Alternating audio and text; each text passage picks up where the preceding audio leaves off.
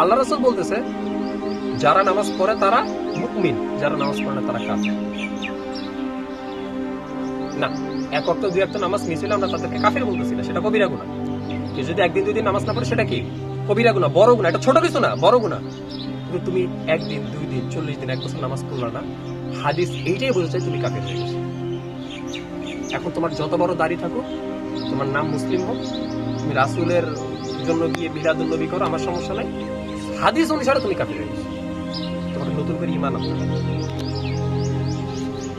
আল্লাহ যেটা করতে বলছে সেটা করা কি ফরজ? আল্লাহ বলছে কি নামাজ পড়তে, নামাজ পড়া কি ফরজ? আল্লাহ বলতেছে যে, শেষ করতেছি, আল্লাহ বলতেছে যে এই মনে করো যে পর্দা করতে, সেটা করে কি ফরজ? আল্লাহ যা বলছে এগুলো করে কি ফরজ? আর আল্লাহর কথা না মানে কি কুফরি? তো আল্লাহ বলছে নামাজ পড়তে, তুমি নামাজ পড়তেছো না, এটা কুফরি করতেছো। এই ছোট ছোট ছোট ছোট কুফরি গুলা গিয়ে একদিন আমাদেরকে কাফির বানাবে।